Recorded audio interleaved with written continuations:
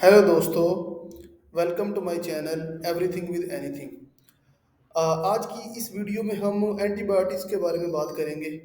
तो आज जो जो चीज़ें हम कवर करेंगे वो सबसे पहले है कि एंटीबायोटिक्स क्या होती हैं, किस तरह से एंटीबायोटिक्स हमारी बॉडी में काम करती हैं और एंटीबायोटिक्स दिन ब दिन क्यों रेजिस्टेंस होती जा रही हैं। ऐसी क्या वजह है कि एंटीबायोटिक्स जो सी हैं अब रेजिस्टेंट हो गई हैं और किस तरह से हम इन एंटीबायोटिक्स की जो रेजिस्टेंस है उसको रोक सकते हैं। तो इस टॉपिक पे वीडियो बनाने का मेरा मकसद ये है कि ये मेरा एक पर्सनल एक्सपीरियंस हुआ है कि मैंने थोड़े टाइम पहले एक एंटीबायोटिक यूज़ की, नोविडेट। नोविडेट को आप ये है कि अगर आपको डायरिया वगैरह हो जाए या आपको वैसे कोई गट इन्फेक्शन हो जाए उसके लिए हम नोविडेट यूज़ करते हैं। तो जब मैंने उसको लास्ट टाइम यूज़ किया तो उसका जो है बहुत अच्छा रिजल्ट आया। उसने मुझे बहुत मैं एक दिन में ही ठीक हो गया था। लेकिन अब उसको मैंने एक दो दफ़ा यूज़ किया है तो अब वो एंटीबायोटिक जो है वो मेरे ऊपर असर नहीं करती। तो वो चूँकि बॉडी ने पहले ही उसको एक दफ़ा एक्सेप्ट कर लिया था, लेकिन अब क्या है कि वो बिल्कुल भी उसका वो इफ़ेक्ट नहीं रहा जो पहले होता था। तो ये एंटीबायोटिक्स जो है रेज़िस्टेंस बॉडी में होती जा रही है। तो यही चीज़ अपने हम आज हमने देखनी है कि यही जो एंटीबायोटिक्स हैं जो आपको एक डेडली इन्फेक्शन से प्रिवेंट करती हैं, आपको बचाती हैं। अगर आपको कोई इन्फेक्शन हो जाता है तो आप एंटीबायोटिक्स के इस्तेमाल से क्या है, वो जो बैक्टीरियल इन्फेक्शन है वो ख़त्म हो जाता है। लेकिन अब जो है आस्ता-आस्ता लोग जो है एंटीबायोटिक्स का बहुत ज़्यादा इस्तेमाल कर रहे हैं, जिसके नतीजे में क्या है कि एंटीबायोटिक्स रेज़िस्टेंट होती जा रही हैं। जो बैक्टीरिया हैं, उनको किल करना बहुत ही ज़्यादा मुश्किल हो चुका है। वो बहुत ज़्यादा ग्रो करते हैं, ठीक है? और जो हमारा इम्यून सिस्टम है, वो उस उनके इम्यून सिस्टम के लिए मुश्किल हो जाता है उस बैक्टीरिया को जो है किल करना। तो अगर थोड़ी-सी बात की जाए कि एंटीबायोटिक्स है क्या? तो एंटीबायोटिक्स बेसिकली ये एक मेडिकेशन है, एक ऐसी मेडिसिन है जो आपकी बॉडी में बैक्टीरिया को किल करती है, ठीक है? या तो ये बैक्टीरिया को किल करते हैं या उनकी ये जो ग्रोथ है उसको स्टॉप करते हैं। तो एंटीबायोटिक्स को बेसिकली 1928 में अलेक्जेंडर फ्लेमिंग ने जो है डिस्कवर किया था। एक पेनिसिलिन नाम से उसने डिस्कवर की।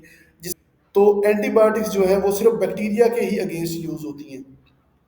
आप इनको वायरस के अगेंस्ट यूज़ नहीं कर सकते। अगर आपको कोई फ्लू है या आपको कोई वायरल इन्फेक्शन है, तो उसमें आप जितनी मर्ज़ी एंटीबायोटिक्स यूज़ कर लें, उसका कोई फ़ायदा नहीं होना, ठीक है? अब अगर हम इनकी टाइप्स की बात करें कि एंटीबायोटिक्स की 2 टाइप्स हैं जो मेन टाइप्स हैं, वो एक बैक्टीरियोसिडल एंटीबायोटिक्स, एक बैक्टीरियोस्टैटिक एंटीबायोटिक। अब बैक्टीरियोसिडल एंटीबायोटिक्स कौन-सी हैं? सिडल से ही ज़ाहिर हो रहा है कि ये वो एंटीबायोटिक्स हैं जो बैक्टीरिया को टोटली किल कर देती हैं, ठीक है?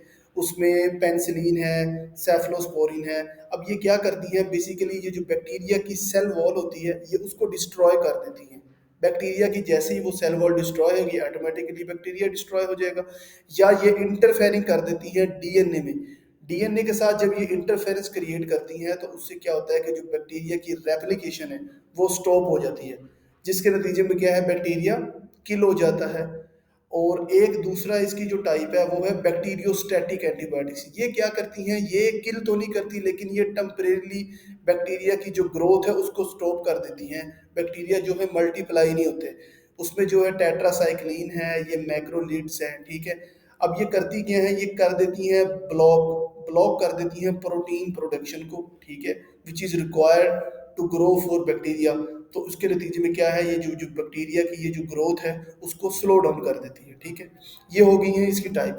अब हमने देखना है कि हम एंटीबायोटिक्स की रेजिस्टेंस क्यों हो रही है। मेन चीज़ यही है कि मेरा आज का जो फोकस इस वीडियो बनाने का मेरा जो मेन फोकस था वो यही है कि एंटीबायोटिक्स जो हैं वो रेजिस्टेंट क्यों होती जा रही हैं। देखिए, एक तो म्यूटेशन हो रही है, बैक्टीरिया खुद को बहुत ज़्यादा इवैल्यूएट कर रहे हैं, ठीक है? इवैल्यूएशन हो रही है, बैक्टीरिया के अंदर मॉडिफिकेशन आती है वक़्त के साथ-साथ, जिसकी वजह से क्या है, बैक्टीरिया बहुत ज़्यादा स्ट्रॉन्ग होते जा रहे हैं। दिन बाद जो हमारी गलती है, जो हम लोग जो गलती कर रहे हैं, वो क्या करते हैं, मिसयूज़ एंड ओवरयूज़। कि एक हमें थोड़ा-सा बुखार हो गया है या हमें सर में दर्द हो गया, हमने क्या करना, फ़ौरन से एंटीबायोटिक खा लेनी, ठीक है? उसके बाद क्या है, इनकम्प्लीट कोर्स कि अगर हमने कोई एंटीबायोटिक स्टार्ट कर दी है, तो उसको हम जल्दी स्टॉप कर देते हैं। मिसाल के तौर पे एक हमारा कोर्स है 7 डेज़ का, हमने क्या करना है, एंटीबायोटिक ली है, 2 दिन बाद हमने पता लगा भी 2 दिन हमने वो एंटीबायोटिक्स इस्तेमाल किए, उसके बाद हमें आराम आ जाता है, तो हम क्या है एंटीबायोटिक्स को खाना छोड़ देते हैं। उसके नतीजे में क्या होता है, जो बैक्टीरिया हैं अभी जो कि उनकी वो थोड़ा सा उनकी ग्रोथ सप्रेस होती है, थोड़ा वो दब जाते हैं, लेकिन क्या है, जैसे ही आप एंटीबायोटिक्स को खाना छोड़ेंगे उसके बाद वो फिर ऊपर को ग्रोथ उनकी शुरू हो जाती है और वो आपके लिए क्या है, वो हमारे लिए मसला बन जाता है। हमने इससे बचना कैसे है, अब हमने किस तरह से इसको प्रिवेंट करना है, उसमें ये है कि एक तो हमने एंटीबायोटिक्स ना बिला वजह नहीं खानी, ठीक है, फजूल में नहीं खानी। जब ज़रूरत हो, जब आपको कोई डॉक्टर सुजेस्ट करे कि भाई आप ये खाएं तभी खानी है, अपने पास या आपने एंटीबायोटिक्स नहीं खानी। इससे इससे ये हमारा ही इसमें फ़ायदा है। उसके बाद complete the full course even if you feel better. अगर आपको एक डॉक्टर ने बोला है कि 7 डेज का आपका कोर्स है, आपने 7 डेज मेडिसिन खानी है, तो आपने 4 दिन मेडिसिन खाई है, आप ठीक हो गए, तो ये नहीं कि आप मेडिसिन छोड़े ना, उसका वो कोर्स पूरा करें, वो 7 डेज का कोर्स पूरा करें। उससे ये होता है कि एंटीबायोटिक जो बैक्टीरिया की जो कुछ परसेंटेज रह जाती है वो भी टोटली किल हो जाती है, कोर्स कंप्लीट करने का ये फायदा होता है। उसके बाद avoid using antibiotics for viral infection. देखिए, वायरल इन्फेक्शन जो सा है ना, उस पे एंटीबायोटिक्स कभी भी इफेक्ट नहीं करती, ये मेरी बात याद रखिएगा। एंटीबायोटिक्स हमेशा बैक्टीरियल इन्फेक्शन के अगेंस्ट काम करती है। अगर आपको फ्लू है या आपको कोई वायरल इन्फेक्शन है, आप सारा दिन क्या आप 100 एंटीबायोटिक्स खा लें, ब्रॉड स्पेक्ट्रम खा लें, नैरो स्पेक्ट्रम, आपको फ़ायदा होना ही नहीं है। जब उसने काम ही बैक्टीरिया के अगेंस्ट करना है, तो वायरस के अगेंस्ट तो वो काम करेगा ही नहीं। इसलिए एंटीवायरल आपने नहीं अगर आपको वायरल इन्फेक्शन है, आपने एंटीबायोटिक यूज़ नहीं करनी। बेटर हाइजीन प्रैक्टिसेस, आपने क्या है, वैक्सीनेशन लें, हैंड वॉश, ये कि हाइजीन कंडीशन को अपनाएं, ठीक है, जिससे क्या है, जिससे वैसे भी जो डिसीज जो है वो प्रिवेंट होती है। Support global effort for new antibiotics development, तो हमें ज़्यादा से ज़्यादा एंटीबायोटिक्स को जो है बनाना चाहिए या डेवलप करना चाहिए, जिससे क्या है, क्योंकि जितनी पुरानी एंटीबायोटिक्स है वो तो अब रेजिस्टेंट होती जा रही हैं, वो तो रेजिस्टेंस हो रही हैं आस्ता आस्ता। तो अब इसका कोई हल भी है, अब हमारे लिए पास क्या है, अब हमारे पास नेक्स्ट ऑप्शन यही है कि हम एक तो एंटीबायोटिक्स का कम से कम इस्तेमाल करें, और कुछ जिस तरह बैक्टीरिया अपने आप को एवेल्युएट कर रहे हैं, बैक्टीरिया अपने आप को मॉडिफाई कर रहे हैं, हम भी खुद को मॉडिफाई करें, हम ज़्यादा से ज़्यादा कोई एडवांस एंटीबायोटिक्स निकालें जो है बैक्टीरिया को क्या है किल कर सके आने वाले टाइम में।